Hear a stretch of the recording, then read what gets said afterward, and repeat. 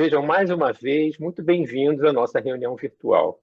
Que a paz de Jesus possa estar conosco nessa reunião, né? Nós começamos com aquele aviso, né? Só para lembrar que não esqueçam de dar o like na nossa reunião, porque é importante que ela seja compartilhada para o maior número de pessoas e que o YouTube disponibilize pelo maior intervalo de tempo possível essa nossa reunião. Aquele outro aviso que nós damos, né, a explicação, que muitas vezes tem pessoas que não estão conosco todas as semanas, é que nós alternamos, né, temas do Livro dos Espíritos e temas do Evangelho, né? Hoje nós vamos ter um tema do Livro dos Espíritos. E quem vai trazer para nós as nossas reflexões de hoje, a responsável pelas nossas reflexões, é a nossa irmã, Lá de Tereza, Valesca Bartolo Monteiro. E eu vou pedir a ela para dar as primeiras palavras para nós, dar um alô para nós, antes de nós fazermos a prece e nos prepararmos para a reunião. Por favor, Valesca. Inicialmente, eu gostaria de agradecer ao Lar de Teresa pelo convite. É sempre uma alegria estar entre os corações amigos. Muito obrigada. Obrigado, Valesca. Então vamos ler a nossa página e nos prepararmos para as reflexões. Ler a nossa página e fazermos a nossa prece inicial. Então, a nossa página de hoje sempre é uma página, né? Nós lembramos que tem relação com o tema, né, que nós vamos tratar. É uma página do livro Fonte Viva, de Emmanuel, psicografia do nosso Chico Xavier, né? Tem o título Fraternidade. E começa com uma citação de Jesus, né, tirada do Evangelho de João, que diz o seguinte: Nisto todos conhecerão que sois meus discípulos, que vos amardes uns aos outros. O que a página nos diz, então? Vamos ler todos juntos, unidos pelo pensamento. Desde a vitória de Constantino, que descerrou ao mundo cristão as portas da hegemonia política, temos ensaiado diversas experiências para demonstrar na Terra a nossa condição de discípulos de Jesus. Organizamos concílios célebres, formulando atrevidas conclusões acerca da natureza de Deus e da alma, do universo e da vida. Incentivamos guerras arrasadoras que implantaram a miséria e o terror naqueles que não podiam crer pelo diapasão da nossa fé. Disputamos o sepulcro do Divino Mestre, brandindo a espada mortífera e ateando o fogo devorador. Criamos comendas e cargos religiosos, distribuindo veneno e manejando o punhal. Acendemos fogueiras, erigimos cadafalsos. Inventamos suplícios e construímos prisões para quantos discordassem dos nossos pontos de vista. Estimulamos insurreições que operaram o embate de irmãos contra irmãos, em nome do Senhor, que testemunhou na cruz o devotamento à humanidade inteira. Edificamos palácios e basílicas, famosos pela suntuosidade e beleza, pretendendo reverenciar-lhe a memória, esquecidos de que ele, em verdade, não possuía uma pedra onde repousar a cabeça. E ainda hoje, alimentamos a separação e a discórdia, erguendo trancheiras de incompreensão e animosidade uns contra os outros nos variados setores da interpretação. Entretanto, a palavra do Cristo é insofismável. Não nos faremos titulares da Boa Nova simplesmente através das atitudes exteriores. Precisamos, sim, da cultura que aprimora a inteligência, da justiça que sustenta a ordem, do progresso material que enriquece o trabalho e de assembleias que favoreçam o estudo. No entanto, toda a movimentação humana, sem a luz do amor, pode perder-se nas sombras. Seremos admitidos ao aprendizado do Evangelho, cultivando o reino de Deus, que começa na vida íntima. Entendamos assim a fraternidade pura e simples, amparando-nos mutuamente. Fraternidade que trabalha e ajuda, compreende e perdoa, entre a humildade e o serviço que asseguram a vitória do bem. Atendamo-la onde estivermos, recordando a palavra do Senhor, que afirmou com clareza e segurança: Nisto todos conhecerão que sois meus discípulos, se vos amardes uns aos outros. Então, agora, inspirados por essa mensagem, né, que nos auxilia a entender o tema de hoje, vamos fazer a nossa oração, todos juntos, para nos prepararmos para as reflexões trazidas pela nossa companheira. Mestre Jesus, Uma vez mais, mestre querido, nós lhe agradecemos a oportunidade de estarmos aqui, reunidos em seu nome, e sempre, sempre nos lembramos que nos disseste que estarias, mestre querido, conosco nessas ocasiões. E é por isso que lhe pedimos que nós consigamos nos concentrarmos, que nós bem aproveitemos esses momentos que são importantes para nós sabemos. Que nós guardemos essas reflexões para quando as situações se apresentarem em nossas vidas. Muito obrigado. Em teu nome, mestre querido. Mas, sobretudo, em nome de Deus, nosso Pai, é que nós pedimos agora para iniciarmos as nossas reflexões de hoje.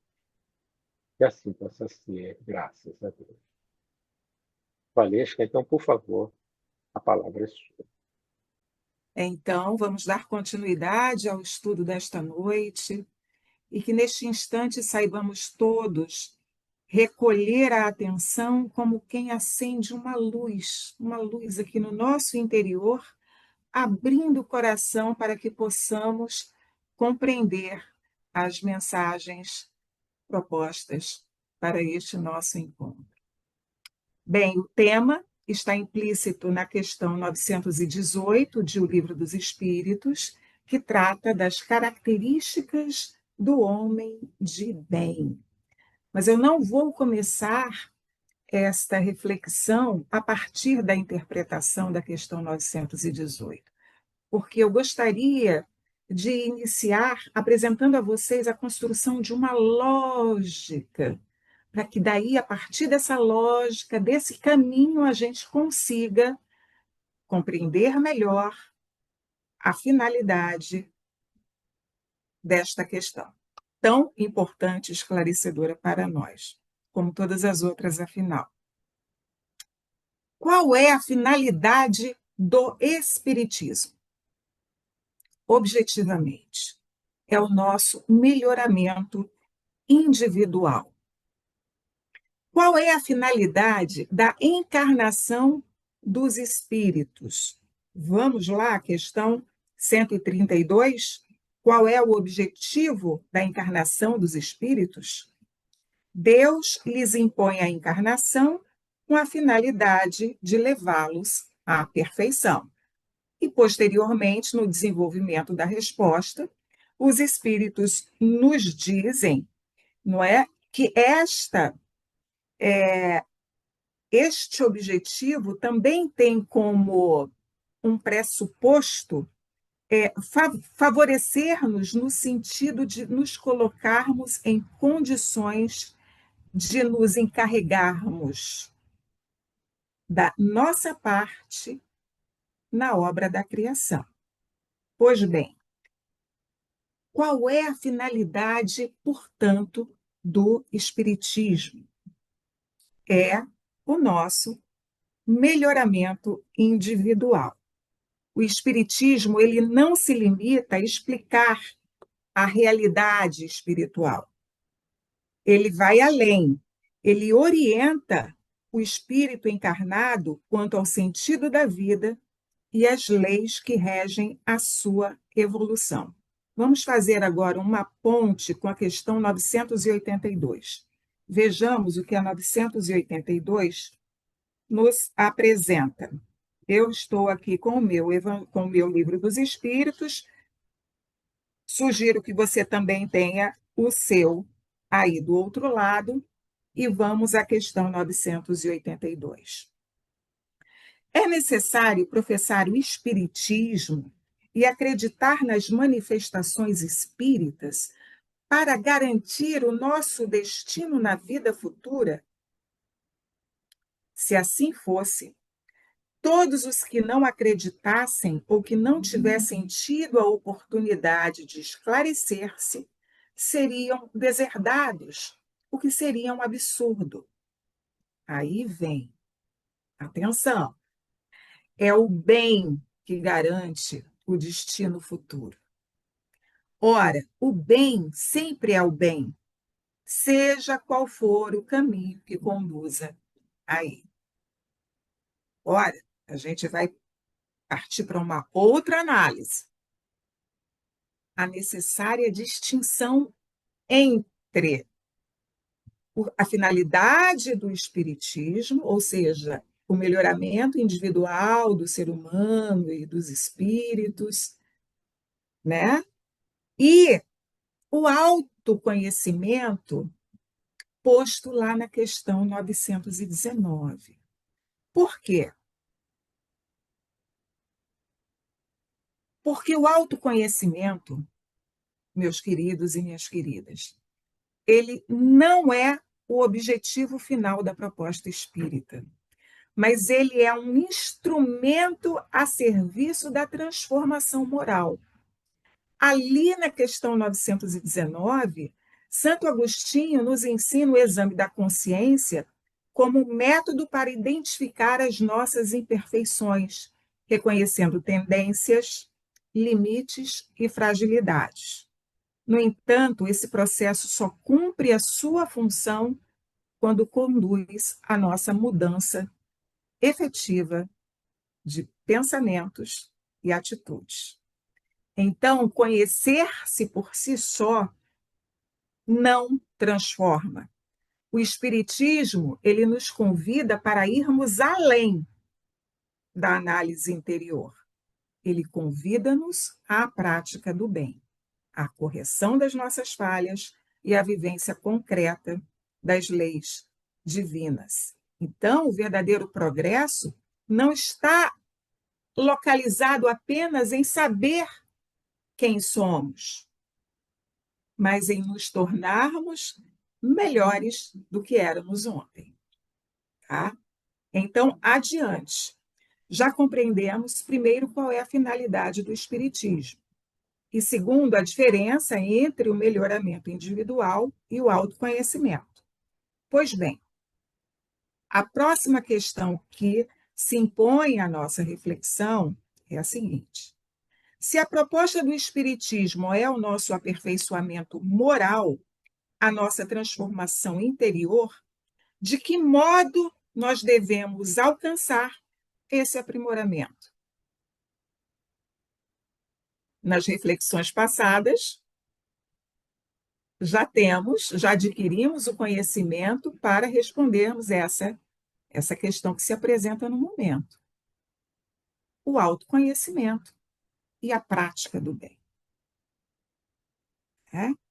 Então, de forma clara e objetiva, o caminho nos é indicado pela própria doutrina, por meio do autoconhecimento, que nos revela o que precisa ser corrigido, e da prática do bem, que realiza essa transformação no campo do pensamento e das nossas ações.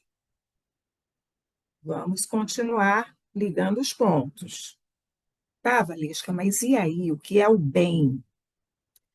O conceito do bem e o conceito do mal, eles estão explicados na questão 630. Vamos lá, questão 630. Questão 630.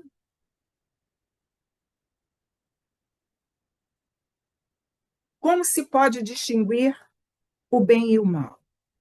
O bem é tudo que está de acordo com a lei de Deus, e o mal é tudo que dela se afasta. Assim, fazer o bem é conformar-se à lei de Deus, e fazer o mal é infringir essa lei. Valesca, tá.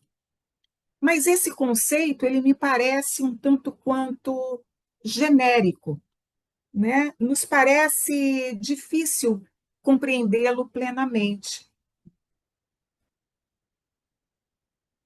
Como é que eu posso ir além para a compreensão do bem? Como é que eu posso ir além? Aí chegamos ao objetivo do estudo desta noite.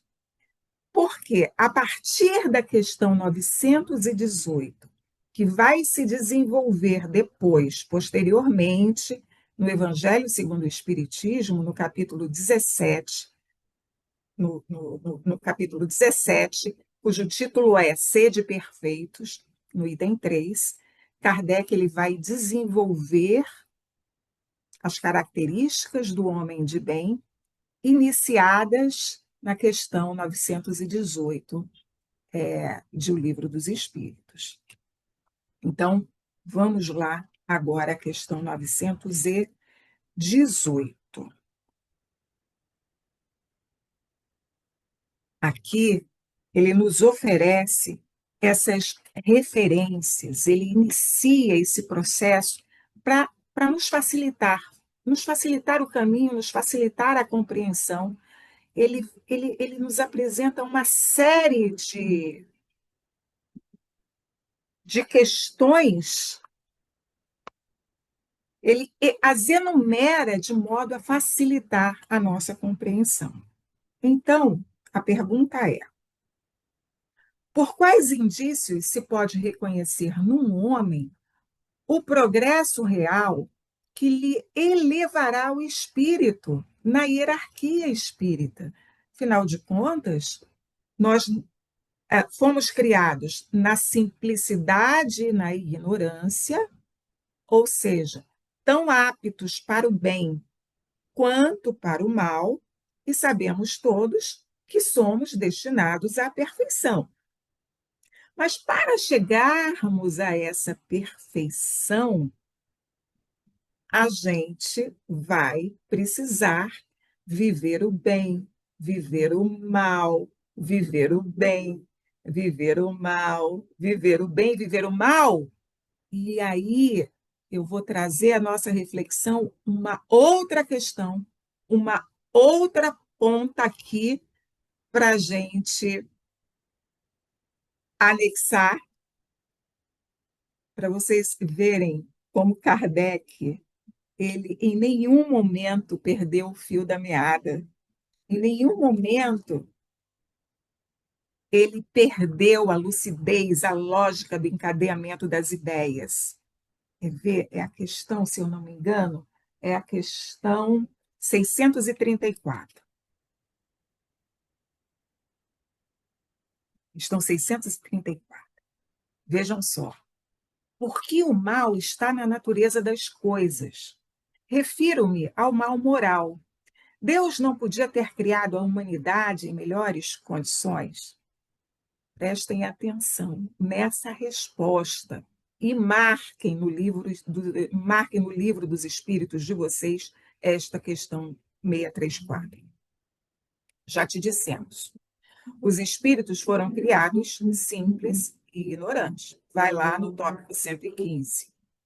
Deus deixa ao homem a escolha do caminho. Temos o livre-arbítrio. Pior para ele se toma o mau caminho. Sua peregrinação será mais longa. Se não houvesse montanhas, o homem não poderia compreender que se pode subir e descer. E se não houvesse rochas, não compreenderia que há corpos duros. É preciso que o espírito adquira experiência. E para adquiri-la é preciso que conheça o bem e o mal.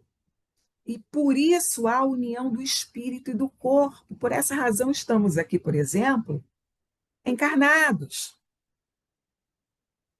Entenderam a importância da vivência dessa experiência? Porque através da vivência do mal, da experimentação do mal e da experimentação do bem e da vivência do bem, é que nós vamos poder aprimorar a nossa capacidade de escolher. Nós vamos poder aprimorar o nosso livre-arbítrio. Então,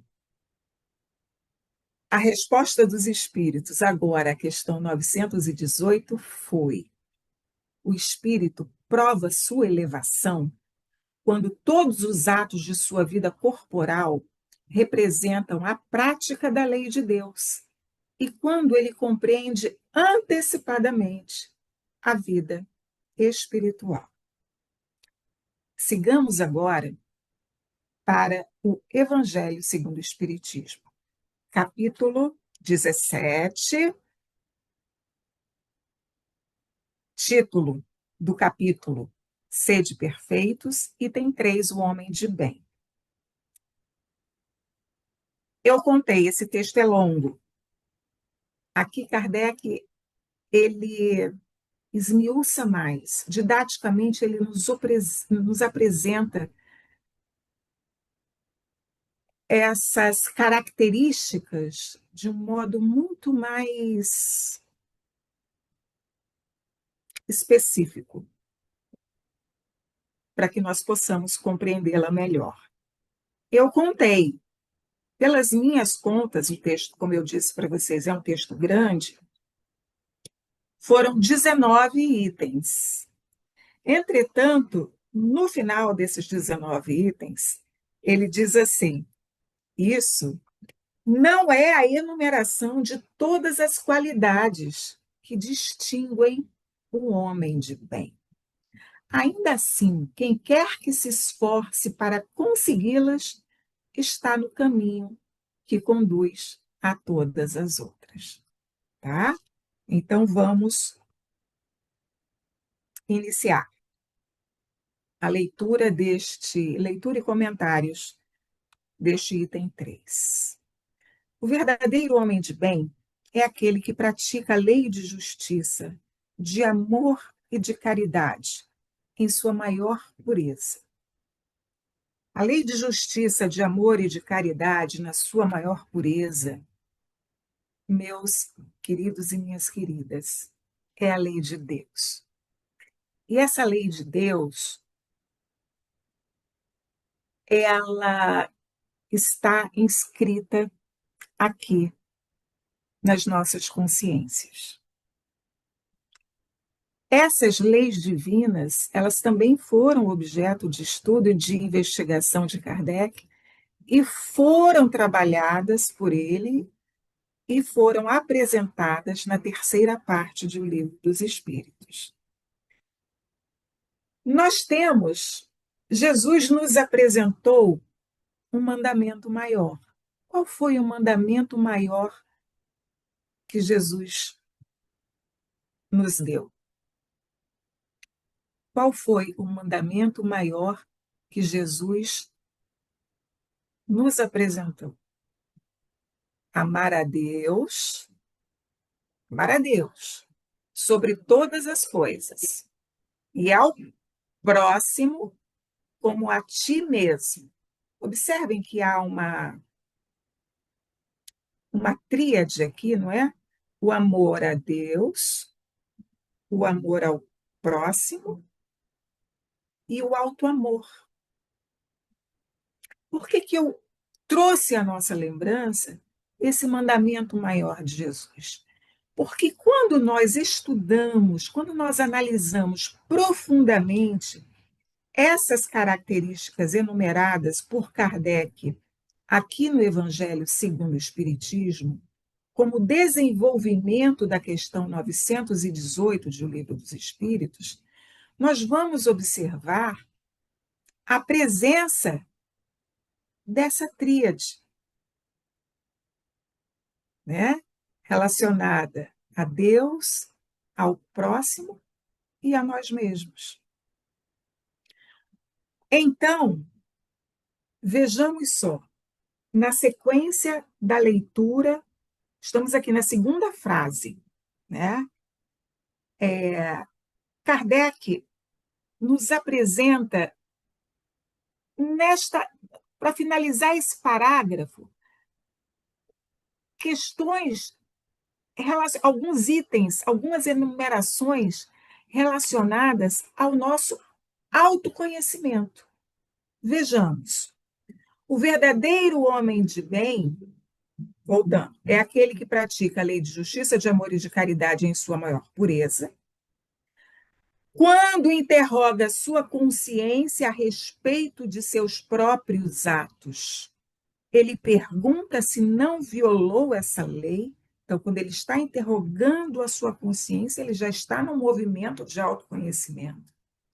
Se não fez o mal, se fez todo o bem que podia, se negligenciou conscientemente uma oportunidade de ser útil, se alguém tem do que se queixar dele, enfim, se fez ao outro tudo o que queria que se fizesse por ele.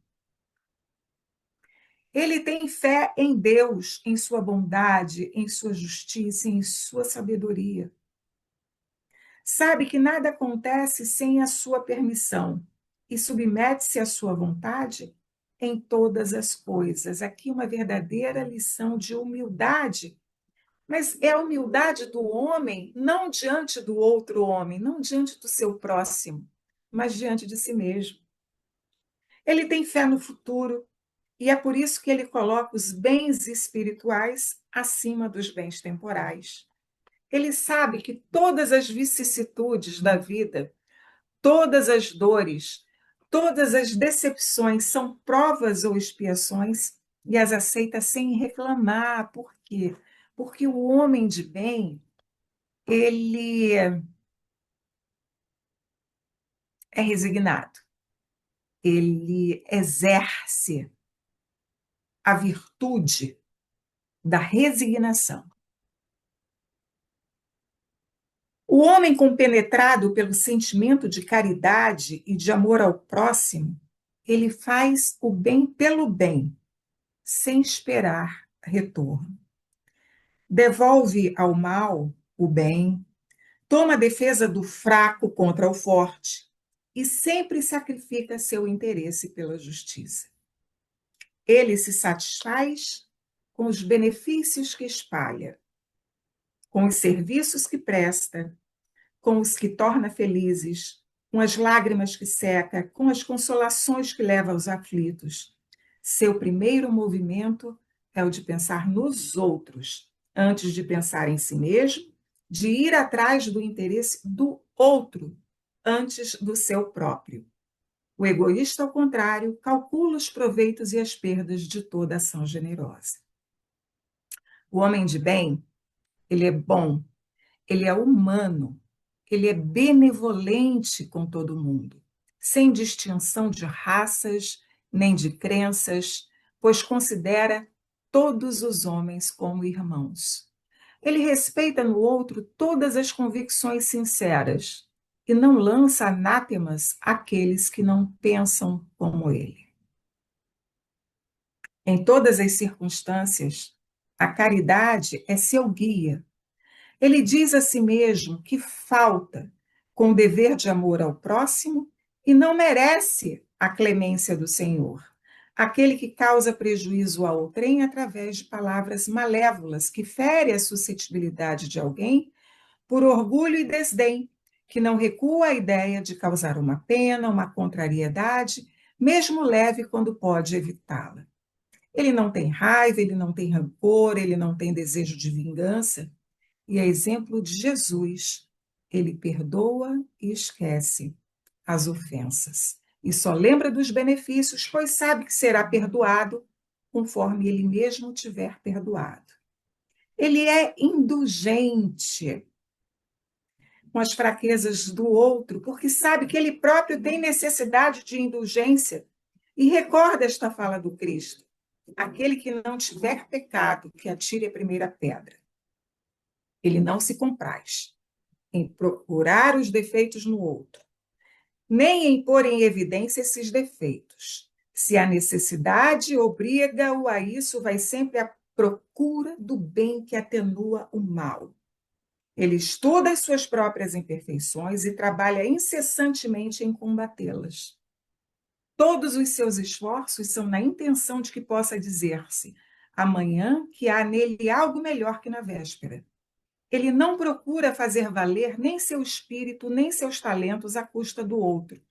Ao contrário, ele aproveita todas as ocasiões para ressaltar o que há de superior nos outros.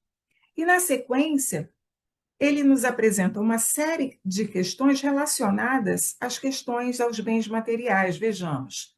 Ele não se envaidece nem de sua fortuna, nem de suas vantagens pessoais, porque sabe que tudo que lhe foi dado pode ser tirado, ele tem essa consciência. Ele usa, mas não abusa dos bens que lhe são concedidos, porque sabe que são um depósito de que ele deverá prestar conta, e que o emprego mais nocivo que poderia fazer disso contra ele próprio seria usá-los para a satisfação de suas próprias paixões. Se a ordem social colocou homens sob sua dependência, ele os trata com bondade e benevolência, porque são seus iguais perante Deus. Ele usa de sua autoridade para levantar a moral deles e não para esmagá-los com seu orgulho. Ele evita tudo o que poderia tornar a posição subalterna mais penosa. Quando, subordinado por sua vez, ele compreende os deveres de sua posição e assume com escrúpulo o dever de cumpri-los conscienciosamente. O homem de bem, enfim, ele respeita em seus semelhantes todos os direitos dados pelas leis da natureza, como gostaria que os seus direitos fossem respeitados. Então, meus queridos, é impressionante como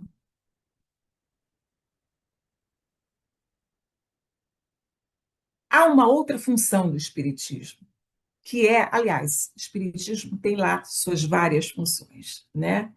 E entre elas, uma posta lá na 617, está posta na questão 617, é tornar inteligível as mensagens de Cristo. Então, com isso, nós observamos o quanto Kardec e os espíritos superiores foram generosos conosco, porque o Espiritismo em si nos oferece uma infinidade de receitas para que a gente consiga alcançar esta finalidade, digamos, maior, que é a do nosso melhoramento individual. Para que a gente possa, ao longo da jornada, que começa na simplicidade, na ignorância, para a perfeição, através da vivência do bem e do mal, da experimentação da vivência do mal, e a partir daí aprimorando as nossas escolhas, para que a gente consiga, não é, através dessas receitas, praticar esses conselhos que vão favorecer o nosso autoconhecimento, a prática do bem para conosco e para com o nosso próximo, de modo que nessa escalada nós possamos chegar a Deus, à perfeição, para que nós possamos compreendê-lo melhor, senti-lo melhor. É interessante, eu estou aqui até fazendo esse gesto para vocês, porque me veio à cabeça, inclusive pela primeira vez. Lembra que eu falei do triângulo, não é? Do mandamento de Jesus, não é? Amar a Deus sobre todas as coisas e ao próximo como a si mesmo. Então, aqui Deus, aqui o próximo, e aqui na outra base, nós mesmos. Então, vejamos aqui nesse triângulo. Aqui no próximo, trabalhando para o bem do nosso próximo e trabalhando para o nosso próprio bem, que está aqui nessa outra base, trabalhando, praticando a prática do bem nessas duas bases, a gente vai subindo nessa escalada, subindo e encontrando a Deus. Que assim seja, graças a Deus. Obrigado, Valesca, obrigado por essa exposição, por essas palavras que são importantes para nós, sobretudo hoje, e como entendermos, né, que nós somos, aonde nós devemos chegar. Nós agradecemos também a todos vocês que estão sempre conosco, e não se esqueçam, se vocês gostaram, deem lá o seu like e compartilhem a apresentação da nossa Valesca, que pode ser tão importante para uma pessoa que está perto de você. Nós vamos, então, convidá-los já para a próxima segunda-feira, novamente para a nossa reunião, em que nós teremos um tema do Evangelho. E vamos encerrar nossa reunião com a nossa prece. Todos juntos, mais uma vez, agradecendo por esses momentos que tivemos juntos. Mestre querido, uma vez mais nós lhe agradecemos pela oportunidade de estarmos aqui hoje, ouvindo, Mestre querido, aonde queremos chegar, essas qualidades que nos definem quando seremos verdadeiros homens de bem. Sabemos, Mestre, que estamos todos ainda tão longe de atingi-las, mas nós sabemos, Mestre querido, também que somos reconhecidos pelo esforço que fazemos para chegar lá. E é isso que nós pedimos, Mestre querido, o apoio no nosso esforço, porque nós sabemos aonde queremos chegar, sabemos o que temos que fazer, mas sabemos que é uma caminhada difícil. E é por isso que nós pedimos mais uma vez que estejam conosco nessa caminhada, que nós consigamos reconhecer sempre a sua luz junto a nós, a luz do nosso Mestre Jesus e dos nossos benfeitores, a quem nós agradecemos e em teu nome e em nome de Deus nosso Pai, pedindo agora para encerrarmos a nossa reunião de hoje. Que assim possa ser. Graças.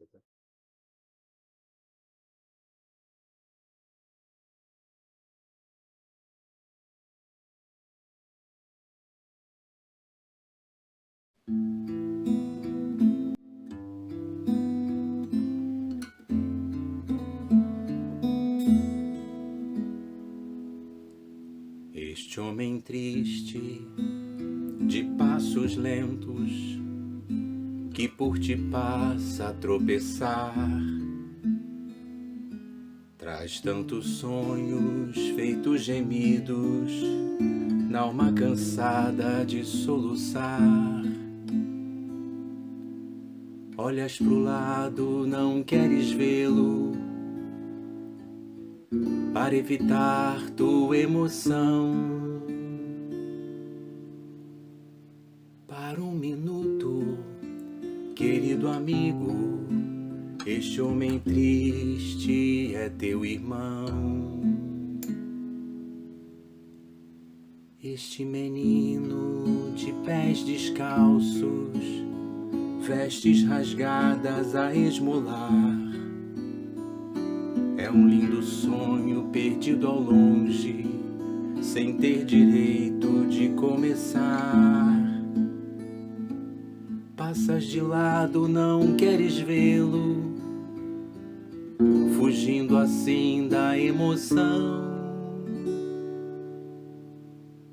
Para um momento, querido amigo, este menino é teu irmão.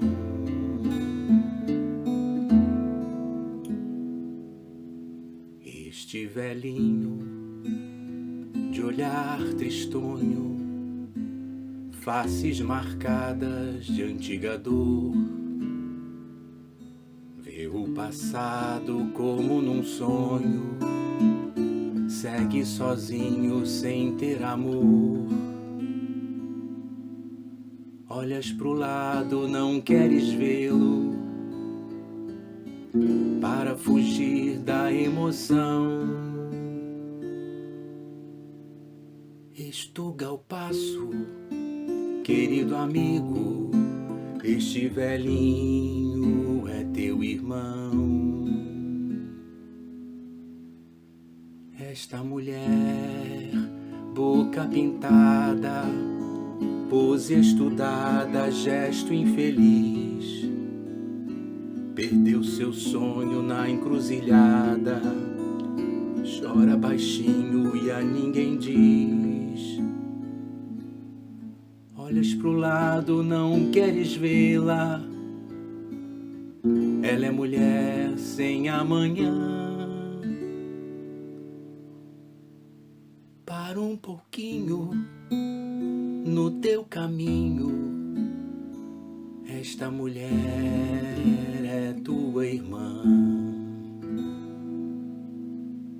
Estende as mãos e abençoa a quem sofrendo por te passar, dá a palavra que reconforta, a esperança, a paz de um lar.